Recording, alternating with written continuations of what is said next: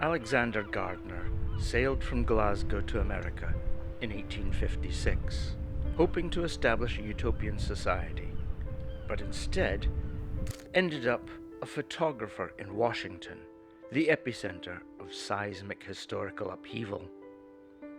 The former jeweler and newspaper owner photographed the horrors of the Civil War, the political life and death of Abraham Lincoln, including his portrait that some call America's Mona Lisa, and the dreadful fate that awaited the president's assassins. The portrait that Gardner took, that I think is the most important of all, is completely chilling. A French philosopher called it dead and going to die. Lewis Powell, who had tried to murder the Secretary of State, became public enemy number one.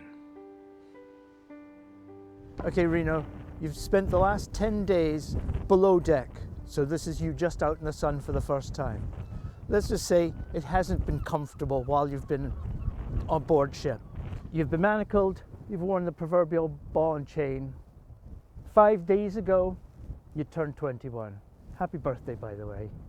And in celebration, the guards found you bashing your skull against the bulkhead, presumably trying to commit suicide.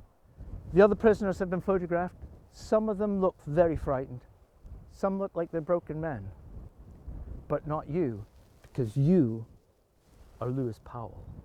This shot is the one that we're going to recreate, and the reason is because it's absolutely chilling. Now I need you to lean back, and I think that's the key to this shot. It's your expression. I'm photographing you with a camera, but you're photographing me with your eyes. I'm using a Petzval lens. I think they were first invented in 1840. It's a replica of the lens that Alexander Gardner would have used. It's not a modern one. You've got this mad little ring that acts for the aperture and a little dial here for focusing.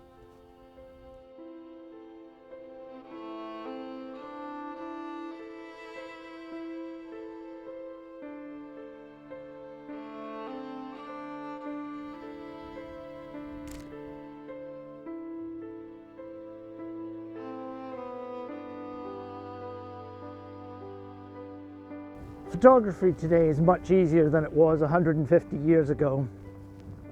Alexander Gardner would have wandered about with an enormous wooden camera, huge and heavy.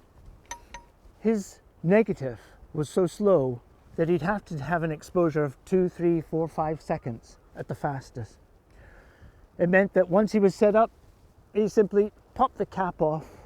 1, 2, 3, counted out his exposure and popped it back on. That's bad enough. But what really made his photography so inconvenient was that he didn't have any film that he could buy. I just get it from the shop. Gardner had to make his own film. And he would do it on a great big piece of glass. And he had to do it in the dark. So he had to have a tent set up somewhere, or a wooden wagon that was completely light sealed, and he would rush off and he'd slap on some gooey stuff, put it in a bath where it would have all the silver nitrate, then he'd come charging back, stick it in his camera, and he'd have to take the picture before it dried. He had to do it all in 20 minutes. Tick tock, tick tock. It was against the clock.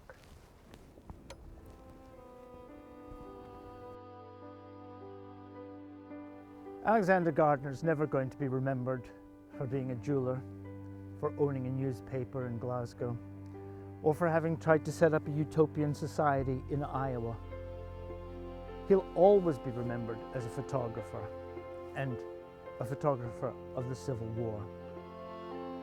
His cracked plate portrait of Abraham Lincoln is without doubt the single most famous photograph taken in American history.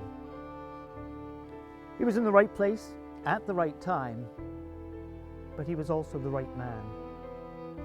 His compassion and interest in the common man shone through everything he did. His newspaper in Glasgow campaigned to get workers the right to vote. He was an abolitionist, so he took photographs of black Americans. His photographs of Native Americans are always full of sympathy. And get this, he raised money for a pandemic that swept through the southern states of the USA. His photographic images were absolutely tremendous. But it was his humanity that turned them into complete visions.